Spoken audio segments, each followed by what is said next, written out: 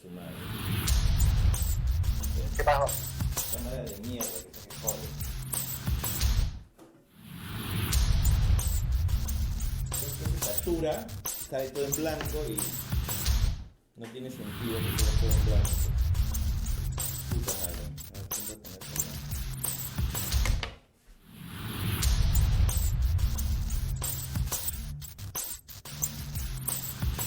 ¿Por qué? Si estaba bien, ¿qué pasa?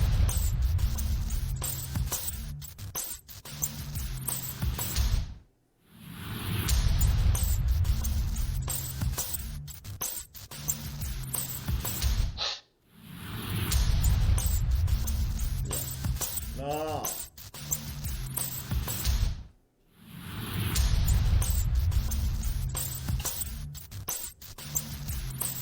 Estaba bien, carajo.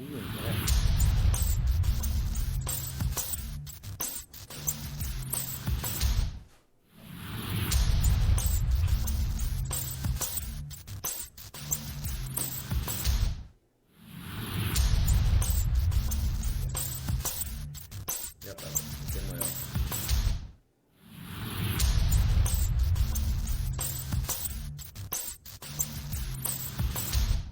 Y ahora se entró.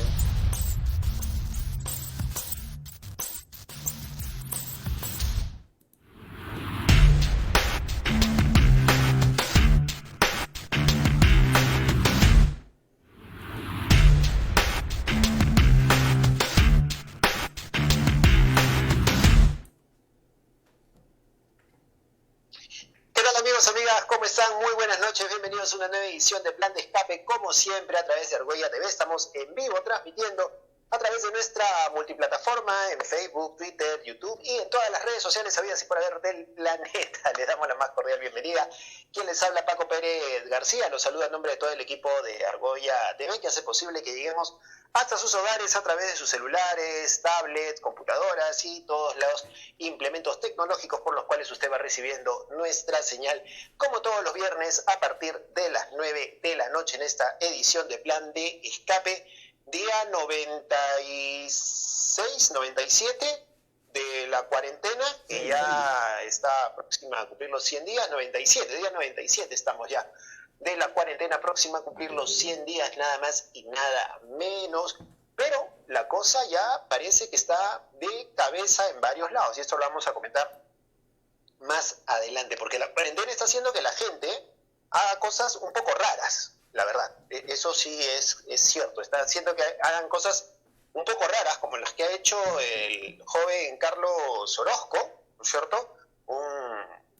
youtuber, videoblogger, ¿no? Que podcastero también, ¿no es cierto? Que empezó haciendo cosas muy interesantes en cuanto a videos, ¿no es cierto?, a través de YouTube, a través de Facebook, analizando varias cosas que tenían que ver con el tema de la televisión, la realidad peruana, ¿no es cierto?, así unos análisis bien interesantes, unos videos bastante largos, pero que resultaban interesantes. Y posteriormente se juntó pues con este chico que hace también el podcast Sin Esmero, ¿no es cierto?, que hace comentarios sobre cine, e hicieron este podcast, Moloco Podcast, muy interesante, muy divertido, muy chévere, pero hoy día, tanto que Carlos Orozco se ha convertido en tendencia en redes sociales, y no necesariamente por una buena acción seguramente, o por haber sacado un producto de Polendas, sino que le ha dedicado una entrevista de 3 horas de entrevista al señor Eduardo Saetone, más conocido en el mundo de la farándula como Edu Saetone. ¿Quién es este señor Edu Saetone? Es un músico y ex conductor de programas musicales en Movistar, ¿cierto?, cuando hacía el jamming en Movistar, y después pasó a la señal abierta a conducir los programas de Esto es Guerra, ¿no es cierto?, uno de estos programitas realities estuvo él conduciendo. Pero se hizo malamente famoso cuando hace un tiempo atropelló a una persona y le produjo la muerte a esta persona. Producto de este atropello, él se encontraba en estado de ebriedad, según se conocieron después las pruebas, pero él se dio a la fuga en ese momento. Él se dio a la fuga, luego pasó a ser prófugo de la justicia y después de mucho tiempo fue detenido y puesto a disposición de la justicia, que finalmente lo que hizo fue ponerlo en libertad después de pasar un periodo en la cárcel. Pero el problema es que hasta el momento el señor Eduardo Saetone no ofreció ninguna disculpa pública, no ha cumplido con ciertas cosas de la sentencia que tiene encima.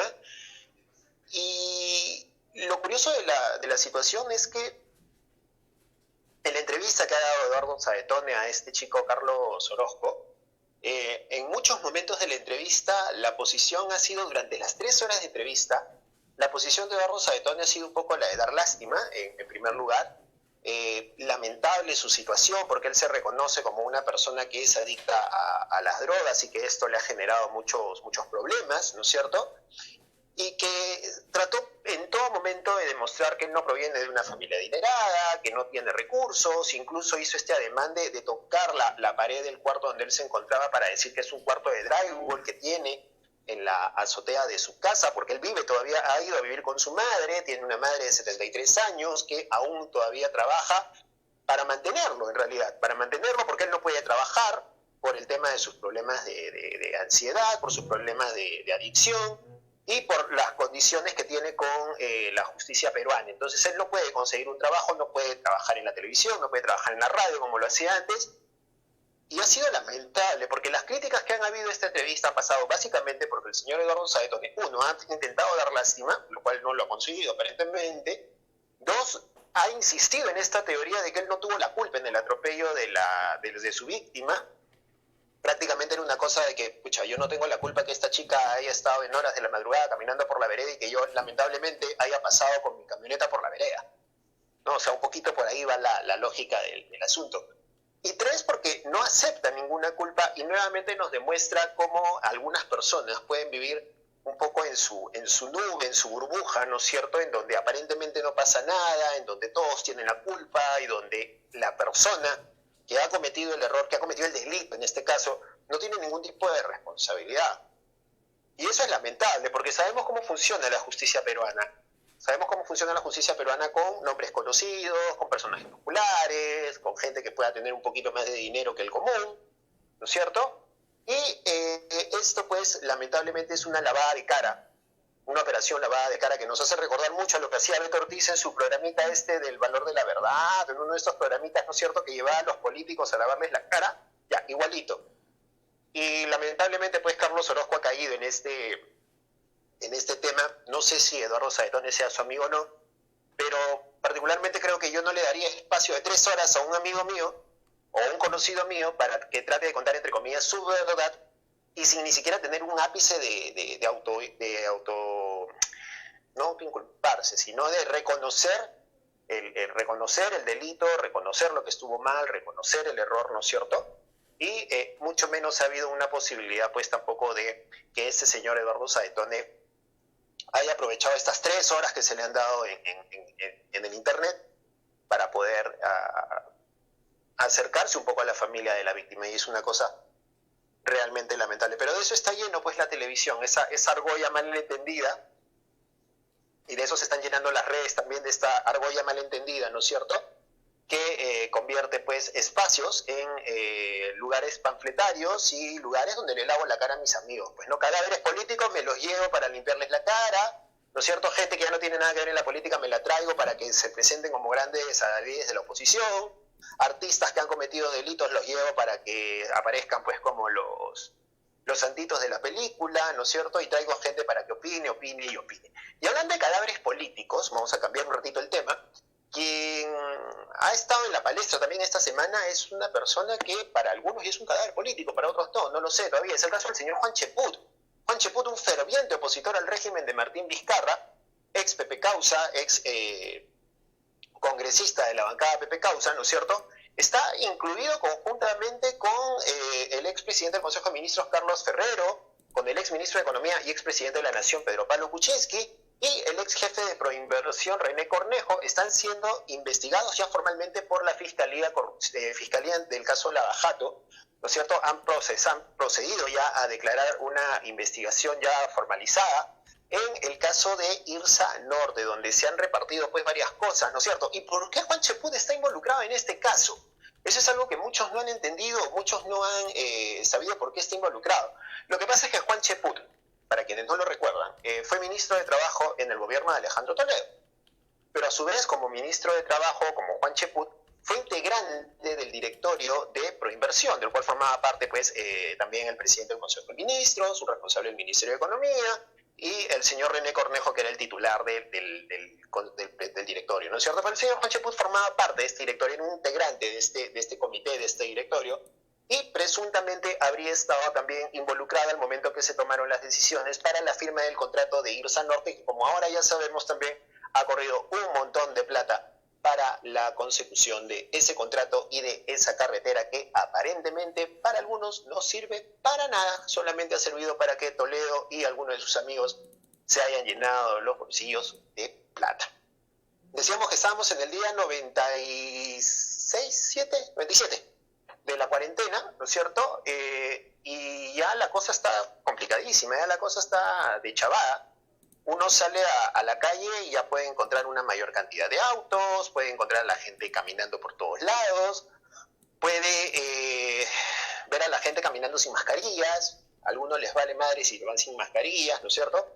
Otros están saliendo con los chicos en mancha, ¿no es cierto? Algunos se ponen a jugar pelota en el parque, es una cosa ya de locos en realidad lo que está pasando, más allá de que hay personas que hace tiempo están saliendo de la calle por una cuestión de necesidad. Es cierto también que hay un montón de gente que está saliendo de la calle simplemente porque se le da la gana y se va al diablo el tema de la distancia social y de la protección y de todo lo demás, y tienes a la gente amontonada en los supermercados, trepados todos encima del refrigerador de las carnes, todos juntos, pegaditos, tratando de sacar la mejor carne. Es una cosa de locos realmente. Y a partir del lunes la cosa se puede complicar aún más porque se abren ya los centros comerciales. Ya salió la disposición, ya salió el decreto supremo que autoriza la apertura de los centros comerciales, entre ellos el Emporio Comercial de Gamarra también. Y si hasta este momento con la cuarentena veíamos a la gente en cantidades en la calle, el lunes puede empezar una cosa mucho más crítica, sobre todo en Lima. Porque sí, pues está la regla de que solamente puede salir uno por familia, de que no van a ir los niños, pero vamos, ¿cuánta gente está afuera en la calle y lo está haciendo rompiendo los protocolos y las medidas que se han planteado? ¿Cuánta gente de manera irresponsable está en la calle exponiéndose a la enfermedad? Esto va a ser una cosa de locos. Yo no sé si a partir del lunes ahora sí ya venga el apocalipsis del 2020, pero lo cierto es que vamos a ver hasta dónde es cierto que estas medidas para reactivar la economía van a servir también o van a formar parte de un proceso de reactivación económica, pero que a la vez cumpla con proteger la salud de los ciudadanos. Esto lo vamos a ver cómo está la cosa, porque los casos siguen creciendo, los casos siguen aumentando. Es cierto que hay algunos factores, unos índices que por día se reducen, pero la cosa está incrementando y eso es un tema del cual es bastante complicado porque no hay tampoco un proceso de seguimiento de las personas infectadas y hay mucho subregistro de muchas personas que no llegan al hospital o que llegan al hospital y no son registrados, no se les aplica la prueba y finalmente por tener los síntomas simplemente son enviados a su casa con cierta medicación. De varios hospitales tenemos conocimiento de que hay personas que llegan al hospital, no les toman la prueba, tienen los síntomas, pero como ya no hay espacio, como ya no hay pruebas para tomar, simplemente los regresan a sus domicilios y no los registran en muchos casos. Así que seguramente el subregistro de los casos de personas con coronavirus es mucho más grande del que tenemos en las cifras oficiales. Esta noche vamos a hablar de un tema un poco más, no más ligero, pero sí más distinto a lo que estamos viviendo en esta coyuntura de la pandemia. ¿Existe o no existe el racismo en el Perú? Esta semana una marca de detergente fue vapuleada en redes sociales por utilizar una figura estereotipada de una mujer afroperuana. ¿Existe o no existe el racismo en el Perú? ¿Es exagerado pedirle a la marca que saque esa gráfica? ¿Es exagerada las voces que dicen que tenemos que retirar la marquita, la muñequita del turrón de Doña Pepa o del chocolate de Doña Pepa porque es un estereotipo racista?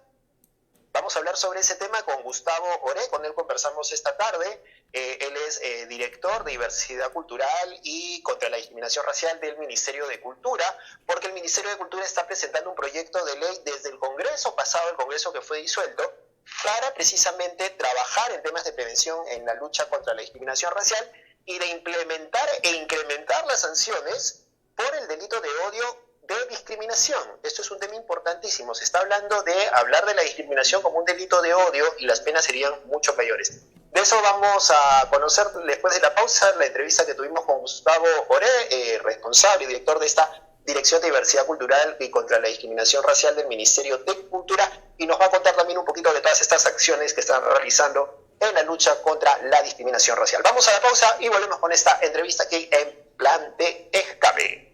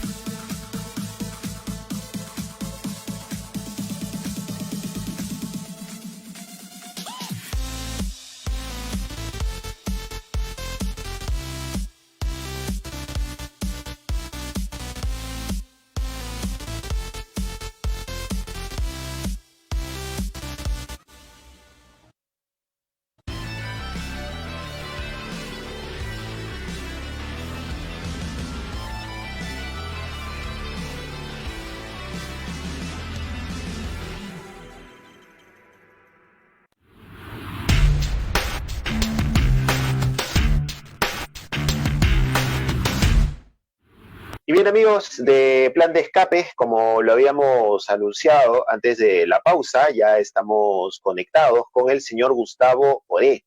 Gustavo Oré es director de Diversidad Cultural y Eliminación de la Discriminación Racial del Ministerio de Cultura. Y con él queremos conversar a propósito de un proyecto de ley que se está presentando desde el Ejecutivo, porque existe la eterna discusión, ¿no es cierto?, si es que existe discriminación racial en nuestro país, no existe, cuáles son un poco las formas en las que se expresa esta discriminación racial. Hace unos días, por ejemplo, estuvimos viendo en redes sociales el aviso de una marca de detergente que había recurrido a un viejo isotipo, una vieja iconografía, ¿no es cierto?, de una mujer afrodescendiente, afroperuana, con el pañuelo en la cabeza, ¿no es cierto?, y de esta manera reflejaba un poco algunos estereotipos contra los cuales mucha gente está peleando y está luchando. Algunos dicen que no es racismo, otros han dicho que sí, se hizo presión para sacar este tema. Hace un par de años, Falabella también publicó un comercial en redes sociales donde dejaba de manera explícita entrever que la compañera de cuarto, que era afrodescendiente, también era de alguna forma la persona que producía malos olores y que el colchón los podía evitar. En fin, podemos dar miles de ejemplos y nos podríamos pasar toda la hora del programa hablando sobre esto, pero vamos a conversar con Gustavo Oré, a quien le damos la más cordial bienvenida a nuestro programa. Gustavo, ¿cómo le va? Buenas noches. Buenas noches, Paco. Buenas noches ¿Qué a tal? todas y a ¿Cómo le va? todos. Yo he Gracias dado por por ahí la un par de invitación. ejemplos, pero hay muchos más que van saliendo constantemente contra la comunidad afroperuana, contra poblaciones indígenas, ¿no es cierto? O contra cualquier persona que tenga algún tipo de rasgo físico determinado, inmediatamente es objeto de discriminación. ¿Cómo estamos trabajando, cómo estamos manejando este tema a nivel de nuestra sociedad en este momento? Bueno, en primer lugar, para seguir el hilo de la conversación, es cierto, ¿no? En el país muchas veces se pone en debate algo que para todos resulta evidente porque lo vivimos a diario, o lo observamos, o somos testigos de estos actos, o lo vivimos en carne propia, ¿no? Sin embargo, a lo largo de la historia, muchas veces se ha querido como esconder debajo de la alfombra, ¿no? Cuando realmente es un problema público, es un problema nacional. Y justamente cuando nosotros nos planteamos, por ejemplo, para presentar este proyecto de ley sobre diversidad cultural para la eliminación del racismo y la discriminación racial, queríamos visibilizar este como un problema público. Casos hay muchos, ¿no? Y lo grave de ello, además de lo que has citado, es que es como la punta de un iceberg, ¿no? Es como un indicador de algo que está mucho más fuerte y mucho más enraizado en nuestra sociedad. Y ahí viene la gravedad del problema y de tratarlo como un problema público, que esconde un atentado directo y un desconocimiento de nuestra diversidad cultural. El Perú es un país riquísimo, tiene 55 pueblos originarios, 48 lenguas, más de 4,5 millones de peruanas y peruanos que hablan una lengua originaria, por ejemplo, ¿no? además de todas las diversas manifestaciones culturales que hacen parte del patrimonio cultural inmaterial, por ejemplo, de la población afroperuana, de los pueblos indígenas. Sin embargo, toda esa riqueza, que en algún momento se puede celebrar, pero en el cotidiano, en el día a día, se ve como un problema, como una traba. Y esas diferencias que nos deben enriquecer, lo vemos desde un punto de vista estructural, de generar una superioridad entre personas, una superioridad falsa entre grupos, ¿no? Apelando a aquello que no podemos cambiar, que es nuestra identidad étnico-cultural, nuestra manera de hablar, nuestro color de piel, cómo apellidamos, de dónde provenimos. No olvidemos que en el país uno de los principales insultos racistas, por ejemplo, es una expresión que alude al origen de las personas, ¿no? Que es serrano, ¿no? Serrano, habitante de la sierra, pero lo usamos como insulto, ¿no? Es decir, tu lugar de origen es materia de insulto. Y este es un problema que atenta contra la diversidad cultural y que a la larga, Paco, no es un tema solamente de bromas, chistes o estereotipos, que sí, es importante combatirlos, sino que pueden llevar a actos tan violentos como, por ejemplo, lo que ha ocurrido en los Estados Unidos con la muerte del ciudadano afroamericano Floyd. Entonces, esas son las dimensiones que pueden tener las expresiones racistas y los actos de discriminación. Llegar a la muerte de una persona y expresiones de odio como las que estamos viendo y que lamentablemente también en nuestro país se dan. Y que se convierten en algo, como lo mencionó usted, se convierte en algo cotidiano. No hemos llegado al punto de normalizar estos agravios, estos insultos, ¿no es cierto? Hoy día, por ejemplo, en el noticiero en la mañana veíamos el caso de una chica que había hecho una compra online y que la talla del producto que había pedido no era, ¿no es cierto? Y que seguramente el producto no le quedaba porque era una serrana, ¿no? Y que por eso no podía vestir la ropa que esta tienda vendía.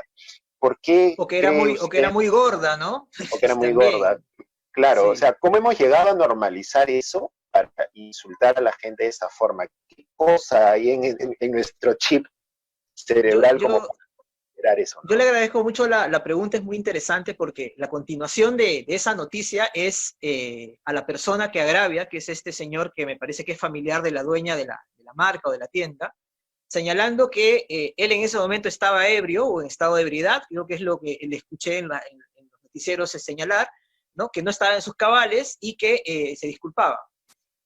Si bien es cierto que está bien que la persona se disculpe, pero en realidad de estas disculpas están llenas, en algunos casos, la casuística sobre el tema de discriminación racial, ¿no? No está mal disculparse, pero vamos a analizar el origen de sus palabras, ¿no? Él dice, yo estaba en estado de ebriedad, estaba un poco en estado de inconsciencia, pero la verdad es que cuando la persona está en estado de ebriedad no es que esté en un estado de absoluta inconsciencia, ¿no? Muchas veces aflora lo que realmente tenemos dentro, ¿no? Cuando las personas se toman unos tragos, ¿no? Y lo que tiene esta persona adentro es que cuando se enoja con algo o con alguien, ¿no? En lugar de apelar a una argumentación de un reclamo a una consumidora, porque finalmente estamos en una relación de proveedor de servicio o de producto versus consumidor o consumidora, ¿no? Y atender el reclamo como es debido, puede ser que haya estado en estado de ebriedad o lo que fuere, recurre a ¿qué? A decir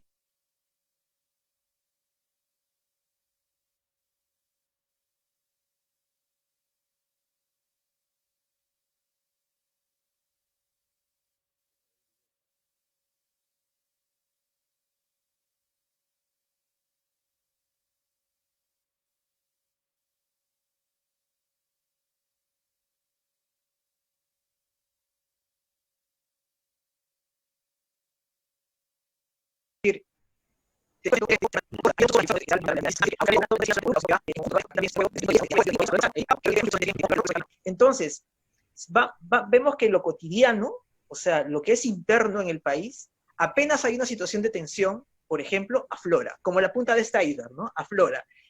Y sale algo que probablemente tengamos escondido, que es establecer diferencias y establecer jerarquías a partir de algo que debería ser la riqueza de nuestro país, pero además de la riqueza, algo que debería ser sumamente respetado y además de ello valorado, que es nuestra propia esencia, nuestra propia identidad étnica cultural.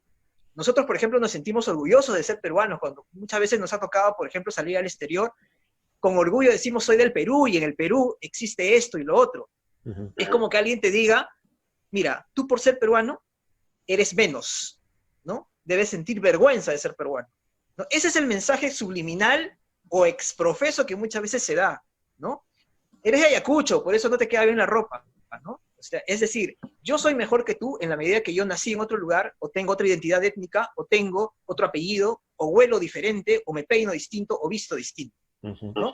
Todo aquello que hace parte de nosotros mismos y hace que históricamente hayamos sentido vergüenza a las personas que hemos sido discriminadas y que hayamos podido hacer sentir vergüenza y sentirnos más hacia aquellas que discriminamos. Y eso que es el cotidiano, que es el día a día, se constituye un problema nacional, porque luego no solamente queda en el insulto, sino, por ejemplo, en este caso, en una falta de atención adecuada en una relación de consumo. Y así muchos problemas estructurales más. Ahora, y cómo este tema de la discriminación también ha servido en muchos momentos de la historia para violentar, ¿no? O sea, mucha de la historia de nuestra política o de nuestra historia reciente de violencia política está relacionado también al tema de la discriminación, ¿no? La mayor cantidad de víctimas que eran de la sierra, de las comunidades amazónicas, y que eran eliminadas o aniquiladas simplemente también por un concepto de discriminación, ¿no? La Comisión de la Verdad, documento oficial del Estado peruano, ¿no? Reconoce que una de las causas de la época de violencia política, ¿no? O del conflicto, como mejor se llame, es justamente el velado racismo, es la expresión que usa el informe final de la Comisión de la Verdad, y se basa en la evidencia que usted también refiere, ¿no? Que, digámoslo de otra manera, es que de cada 4 víctimas, por supuesto entre víctimas civiles, las víctimas militares, policías también que murieron, o sea, incluyendo a todas las partes involucradas en esta época de violencia, de cada 4 personas que fallecieron, 3 respondían a las características que usted menciona, ¿no? Personas quechohablantes, origen andino, pobres, ¿no? Y de identidad étnico-cultural también indígena andina, ¿no? Y bueno, lo que también podemos rescatar de esa época, que lamentablemente nos acompaña hasta el día de hoy, es que justamente a partir de esa época pareciera que no hemos aprendido de esa violencia que vivió el país. Deberíamos tomar lección de esa violencia que vivió el país y no esperar a que ocurran otros hechos como, por ejemplo, los que ocurrieron en África. Estamos hablando de la década de los 90, donde un grupo étnico, los Hutus, decidieron exterminar a unos hermanos de su propio país llamados la etnia de los Tutsis. Y simplemente comenzó todo eso, Paco, y hay documentales al respecto, años anteriores, con bromas, con chistes, con agravios, diciendo que los Tutsis eran feos, que parecían cucarachas, que eran casi ni siquiera humanos y que deberían ser exterminados. Racismo, racismo, racismo, hasta que al final, en menos de un año o en año y meses, si no queremos revisar los anales de la historia, podemos revisar una película nada más que, por ejemplo, que es la película Ruanda, y vemos toda la masacre que se produjo simplemente por no aceptar a la otra persona de identidad étnica, ¿no? El holocausto ocurrió muchas décadas atrás, en las que todo un pueblo, el pueblo judío, sufrió un exterminio. Entonces, a eso nos lleva situaciones racistas, a esos niveles de violencia. Y debe haber episodio como el que usted menciona, para que el cotidiano, ¿no? Conmigo como un insulto, no es una de autoestima, de no tener correa, ¿no? O de ser, digamos, picado avenjerado, ¿no? En determinados temas. Es una broma, es una publicidad, ¿no? Es tema de juego, ¿no? Y cuando normalmente no analizamos a profundidad esto, no vamos a reparar en que comienza así y puede terminar en los ejemplos cruentos que hemos citado y de los cuales estamos conversando. En esta etapa de pandemia, ¿qué casos o cómo han podido analizar ustedes desde su dirección de diversidad cultural y de eliminación de la discriminación racial?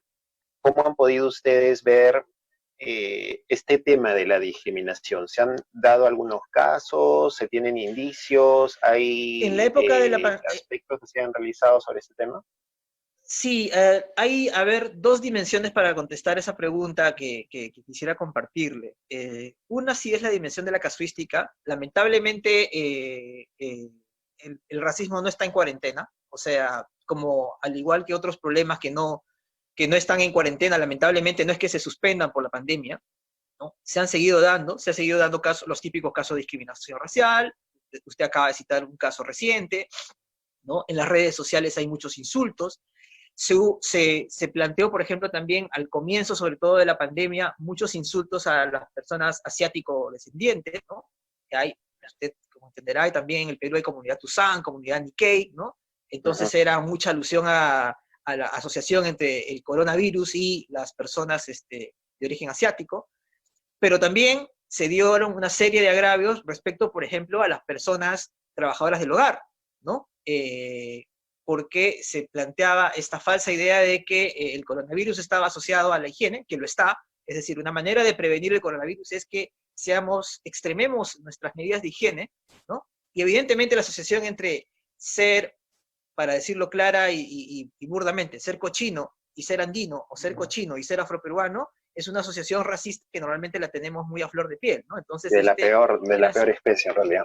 Entonces eran estas asociaciones de reportes que recibíamos en el sentido de creer que, por ejemplo, una trabajadora del hogar, por el hecho de vivir en determinado barrio, traía el coronavirus, ¿no? Y que por ende debería quedarse mejor en casa, ¿no? Y no salir, y que si saliera tendría que ser desinfectada, cuando en realidad lo que nos plantea esta enfermedad es que todos somos iguales. Si hay algo, y esta es la otra dimensión que quería comentarle de lo que podemos reflexionar respecto a la pandemia y al tema de racismo y discriminación racial, es que si alguna lección debemos aprender de esta emergencia que estamos viviendo, es que son muchas más las semejanzas que tenemos, y que no importa el color de piel, que no importa la identidad étnica que tengamos, nuestro apellido, nuestro origen, nuestra manera de hablar el castellano, o nuestra lengua originaria, podemos ser afectados en nuestros pulmones si es que lo adquirimos, si tenemos una enfermedad prevalente, ¿no? Y que debemos cuidarnos. Y que podamos tener la identidad que tengamos, seamos finalmente seres humanos, personas que somos igualmente vulnerables, ¿no? Y hay personas que están en especial situación de vulnerabilidad, por cierto que sí, y que merecen especial protección del Estado. Pero son las personas adultas mayores, las personas que tienen enfermedades, en fin, lo que ya sabemos. Pero más allá de eso, tenemos que cuidarnos por igual y cuidarnos entre todos, tener un sentido de familia, porque no importa que yo me cuide, porque si yo me cuido no pasa nada, dice la premisa, ¿no? Me cuido bien yo y entonces estoy bien. Mentira. Esta enfermedad lo que nos demuestra es que debo cuidarme yo y cuidar al resto, porque si no, no vamos a hacerla, no vamos a salir adelante, como humanidad, como país tampoco. Entonces el egoísmo no tiene cabida, la discriminación no tiene cabida.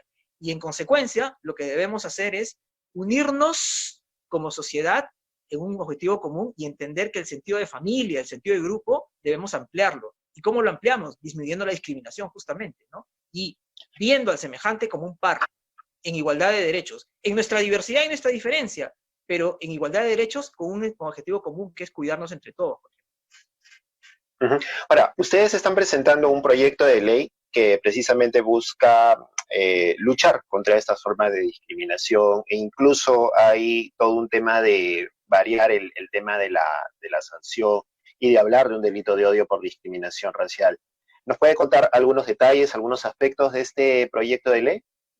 Sí, cómo no. Este proyecto de ley surge, a veces se cree que coincidentemente por el tema que ocurrió con el ciudadano Joy, pero no es así. Este es un proyecto de ley que hemos tenido el esfuerzo de promoverlo como Ministerio de Cultura desde el año pasado. Lamentablemente el año pasado no pudo llegarse a debatir en el Pleno porque ocurrió el cierre del Congreso.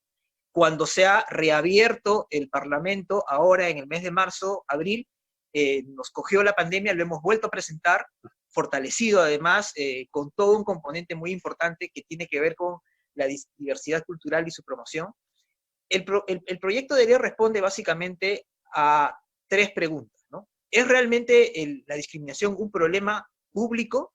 La respuesta es que sí, por todo lo que hemos venido conversando, porque además estas manifestaciones interpersonales se manifiestan luego en falta de oportunidades laborales, en exclusión, en pobreza, en falta de oportunidades, ¿no? En algo tan elemental como una educación que realmente sea inclusiva. Hay esfuerzos del Ministerio de Educación en ese sentido, ¿no? Que es necesario fortalecer. Entonces es entenderlo como problema público, ¿para qué? Para pasar a un segundo nivel, que es el segundo objetivo de la ley.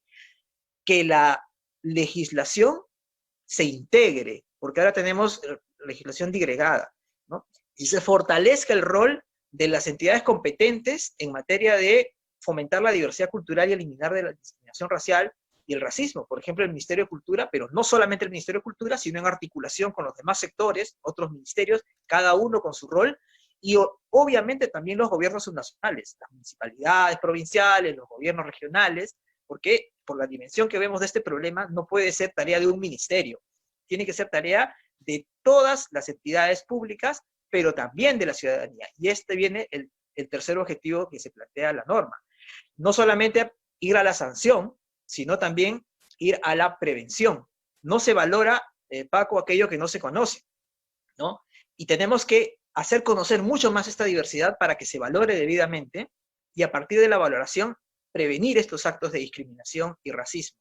Pero también fortalecer los mecanismos de sanción. Es importante que cuando uno denuncia un acto de discriminación, sea a nivel administrativo o a nivel penal, encuentre realmente una respuesta estatal.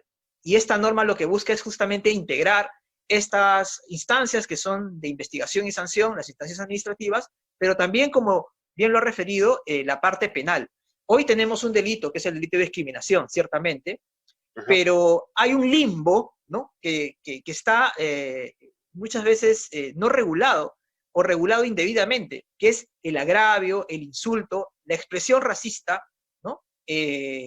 Había un periodista que no quiero mencionar, ¿no? Ya no está en este mundo, por ejemplo, arequipeño él, que decía, por ejemplo, en una de sus columnas, que los españoles no habían hecho bien su trabajo, no como los ingleses en Norteamérica, que sí lograron casi exterminar a todos los indígenas de ahí, ¿no? Ese tipo de discursos, por ejemplo, que podría ser polémico, ¿no? Que podría ser simplemente provocador, o su opinión, o sea, el límite de las opiniones es muy amplio, y la libertad de expresión tenemos que valorarla siempre, tenemos que cautelar porque es un pilar de la democracia. Pero en aras de la libertad de expresión, yo no puedo decir, por ejemplo, que estuvo muy bien porque se exterminen a todos los indígenas, y a los indígenas del Perú también debieron exterminarlos. O sea, ese tipo de discursos tiene que ser sancionado. Y hoy en día sería sancionado quizás como una injuria, como un insulto cualquiera, como una diga tal por cual, ¿no? Por la calle o en las redes. Y no podemos tratarlo de la misma manera. Entonces, ese discurso tiene que ser sancionado con la máxima pena, que es el Código Penal, y además estamos cumpliendo con una recomendación que nos han hecho como Estado peruano, nada menos que el Comité de Naciones Unidas para la Erradicación del Racismo y la Discriminación Racial, el CERD, que nos ha dicho, igual que en algunos otros países, ustedes tienen que regular esta parte, porque en el país, estoy parafraseando palabras más, palabras menos, lo que dice el informe de este Comité de Naciones Unidas, en su país existen expresiones agraviantes constantemente, y la regulación no les está ayudando porque no tiene un delito específico de discurso de odio. Bueno, eso se está insertando ahora. Y con esa parte preventiva y de sanción, más los otros problemas que he descrito, pensamos que es la primera vez, y es importante que es la primera vez, que el Perú va a decir, sí, pues, como Estado reconocemos que tenemos un problema público, que es el problema del racismo y la discriminación racial. Porque para tú resolver un problema en el nivel personal, primero tienes que reconocer y decir, efectivamente, tengo un problema. Porque si yo digo que no tengo problemas, no hay problema que resolver. Es un tema lógico, ¿no? Entonces el Perú, formalmente y como Estado, tiene que decir, efectivamente, señores, señoras, tenemos un problema público, que es el problema de racismo y discriminación racial, tenemos una regulación inconexa, tenemos una serie de cuestiones, y también tenemos una demanda ciudadana que atender. Y por eso, uno de los mecanismos es partir por crear una ley contra el racismo, porque además, y con esto concluyo, en una encuesta que nosotros realizamos en el año 2018, la primera encuesta sobre percepciones en diversidad cultural, discriminación racial del Ministerio de Cultura, hay algunos datos interesantes. Por ejemplo, que más del 50% de peruanos y peruanas nos hemos sentido discriminados racialmente alguna vez, ¿no? O hemos sido víctimas de racismo. Y aquí viene lo curioso del dato. 53%, por ejemplo, de peruanos consideran que el peruano o la peruana son muy racistas. Pero cuando le preguntan, ¿y usted se considera racista? ¿O usted considera que alguna vez ha discriminado a alguien? No, yo no. No, Solo el no. 8% dice que sí, ¿no? Entonces, eso también hace parte de la invisibilización, ¿no? Porque siempre pedimos sanción a los discriminadores, sanción al racista. Y nosotros preguntamos, si realmente tuviéramos hoy que meter así presos a todos los que hacen o dicen una expresión racista, probablemente estaría algún familiar nuestro, probablemente nosotros mismos, ¿no? O algún Porque personaje conocido hay que de ponerse la televisión mano al también, pecho también, ¿no? Entonces, sí, hay que sancionar, por supuesto que sí, ¿no? Los ejemplos que hemos visto nos llevan al hecho de que hay que fortalecer los mecanismos de sanción, pero también tenemos que trabajar en la parte preventiva para poco a poco ir erradicando estas prácticas. Y es De eso complicado, más o ¿no? menos va el Porque proyecto. es un discurso que está metido también en los medios de comunicación. Sería interesante, no sé si está dentro de las propuestas del ministerio, trabajar con las nuevas generaciones, ¿no? Ir a los colegios, trabajar con los niños, ampliar estos discursos, meterlo en el currículo de educación básica, por ejemplo. Creo que se está discutiendo estos aspectos en materia de ciudadanía. Mira, ¿Esto también tiene algún tipo de vínculo con ustedes? por supuesto, te agradezco la pregunta porque me permite comentarles que un tema de construcción de estereotipos y prejuicios, es decir, sacarnos de la cabeza, pero especialmente sacar de la cabeza de nuestras chicas, de nuestros chicos, de nuestras niñas, niños, adolescentes, aquellos prejuicios y estereotipos, ideas preconcebidas que sostienen al racismo y la discriminación racial, ¿no? Como la generalización, los juicios de valor, ¿no? Aquello que implica decir, bueno, si tú eres de la sierra debe ser así o asá, ¿no? O los ayacuchanos son así, o los chinchanos son asá, ¿no? Entonces, que son las bases para poder luego tener, lamentablemente, actitudes racistas. Sí lo venimos trabajando, de hecho, tenemos una alianza con el Ministerio de Educación, y ahí quería citar el lado positivo de la pandemia, ¿no? Es decir, dentro del problema siempre tenemos que ver las posibilidades, las oportunidades, ¿no? Y Aprendo en Casa, con todas las críticas que pueda tener, pero también con todas las fortalezas que de hecho tiene, ha articulado con el Ministerio de Cultura, por ejemplo, y nosotros tenemos un recurso llamado Videoteca de las Culturas. Videoteca de las Culturas es una plataforma que aloja una serie de videos participativos comunitarios, que lo han hecho en la gran mayoría niñas, niños y adolescentes, y aquí viene Paco de la Fortaleza. No es un documental en el que uno va y los entrevista o hace el documental el documentalista. El documentalista ha ido, les ha dado unos talleres básicos para manejo de cámara, por ejemplo, y son los propios chicos, las propias chicas, que han elaborado su guión, han querido contar una historia y han planteado una idea. Y a partir de ahí, ellos mismos incluso han grabado, se han revisado, han documentado una serie de aspectos relacionados con su propia cultura, con sus historias de vida, sobre su problemática también. Por ejemplo, hay un video en particular, hablando del tema que tú mencionabas, que habla sobre la memoria de unos chicos ayacuchanos, por ejemplo, ¿no? Contando sus propias historias, y a partir de ello es que este material ha sido evaluado bien por el Minedu y se ha incluido como parte de Aprendo en Casa. Y por eso es que el acento que se está dando ahora Aprendo en Casa, sin que con eso esté, digamos, exento de otros cursos que son importantes, es la construcción de una nueva ciudadanía, ¿no? Que los chicos y las chicas en esta etapa, sobre todo, puedan tener ese acento. A nosotros como Ministerio de Cultura nos parece fundamental. Y esfuerzos como esos los vamos a fortalecer. Y en el proyecto de ley, para aterrizarlo ahí, el proyecto de ley plantea que este tipo de prácticas sea sostenido y que sea incluido en la currícula del Ministerio de Educación. Y la ley también la hemos construido en conjunto con el Ministerio de Educación, porque otra de las fortalezas de esta norma es que la hemos construido entre todos los ministerios. Nosotros, y como Ministerio de Cultura, hicimos una propuesta, justamente el Minedu nos hizo una serie de sugerencias, algunas observaciones, las levantamos, llegamos a un entendimiento bajo la premisa de que todos los sectores querían trabajar contra el racismo y la discriminación racial. Y por eso es que el Minedu va a incluir, mejor dicho, va a fortalecer que, por ejemplo, en la currícula se conozcan historias de héroes locales, de héroes indígenas, de heroínas afroperuanas, porque, por ejemplo, el afroperuano está ausente a veces de la historia del Perú y su aporte ha sido muy grande, ¿no? Lo mismo de las artes, de las expresiones culturales, ¿no? Entendiendo que no hay expresión, Paco, que valga más que otra. A usted le puede gustar el rock and roll y a mí la salsa, y son dos gustos musicales diferentes, nada más.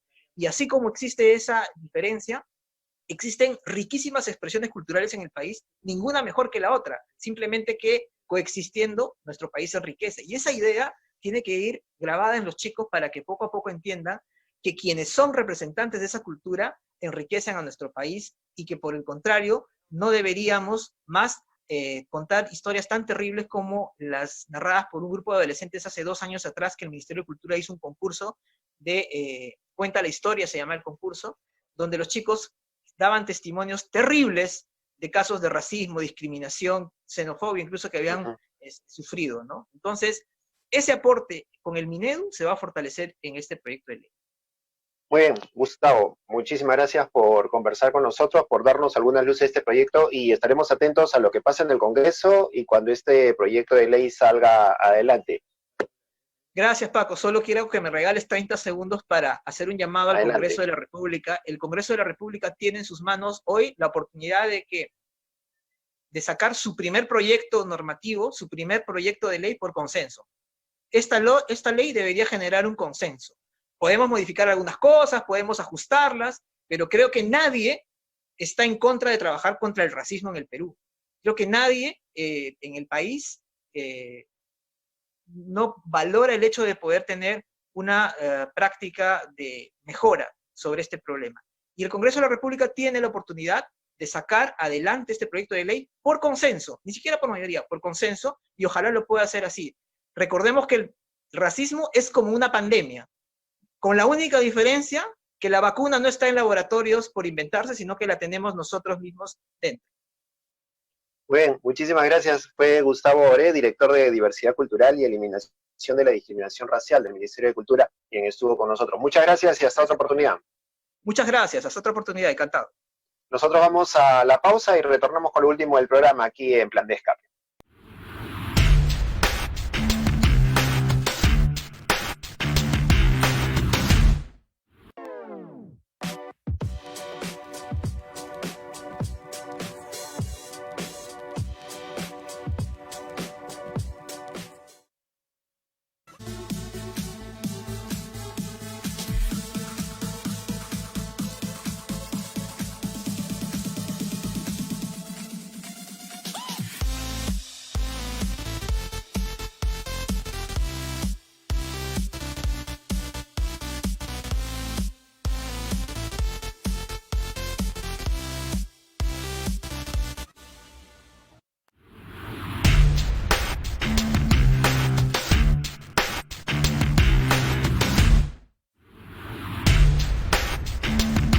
Al aire.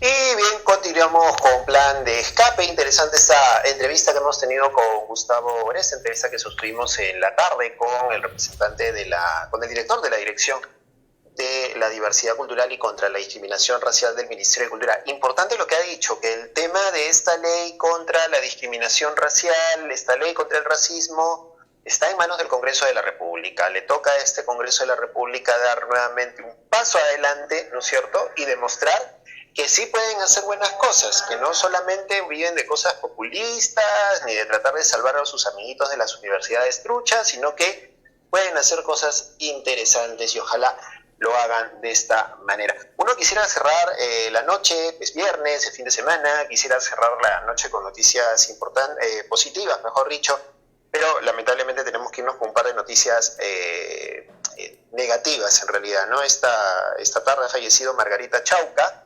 Ella es conocida como Mamacha Margarita. Ella es una de las madres dirigentes de la ANFACEP, la Asociación Nacional de Familiares de Secuestrados, Desaparecidos y Detenidos del Perú, que durante más de 30 años ha venido luchando por encontrar justicia por los miles de desaparecidos en nuestro país, producto de la violencia producida en la época del conflicto armado interno. Lamentablemente, esa señora ha fallecido ya producto de una enfermedad, y lo ha hecho al igual que otras personas, otras mujeres, otras madres que han luchado por sus hijos desaparecidos, por sus esposos desaparecidos, por sus familiares, lo ha hecho sin encontrar la justicia del caso.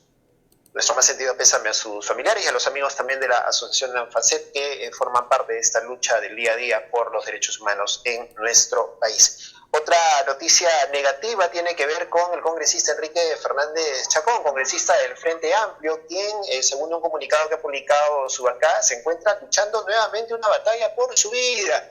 Y es que ha recaído con el tema del COVID-19. Hace unas semanas él estaba enfermo, estaba con esta enfermedad, había presentado los síntomas, ingresó a una clínica privada.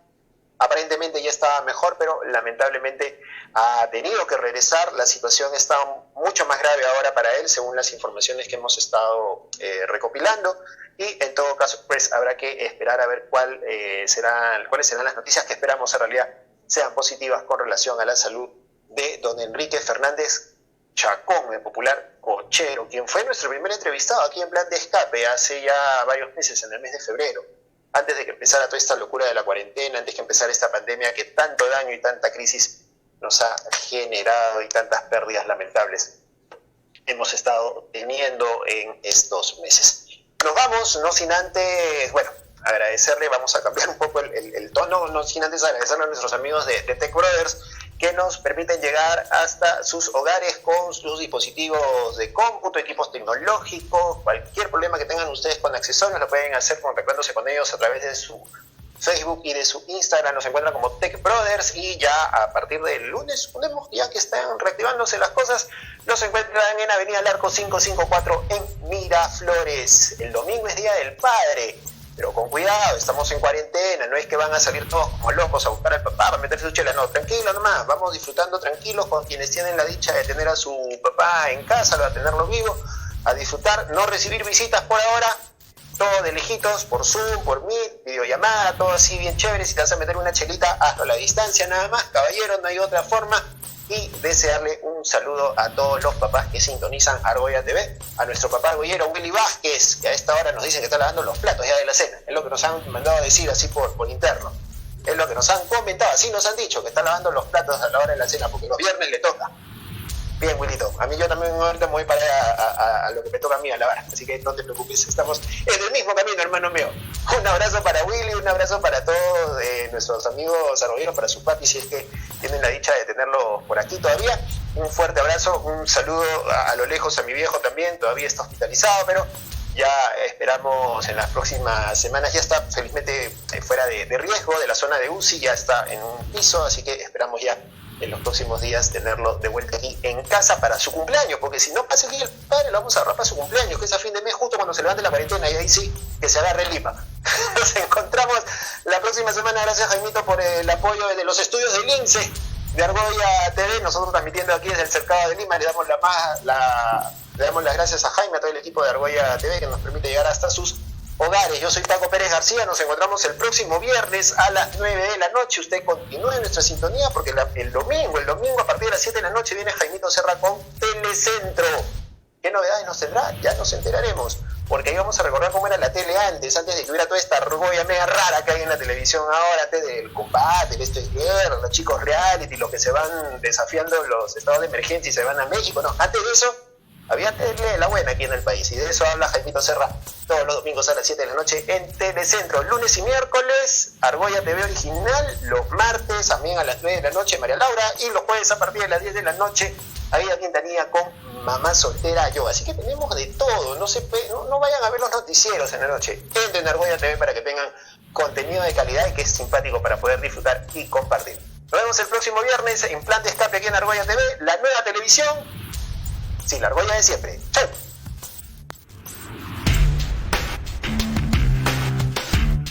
Un éxito.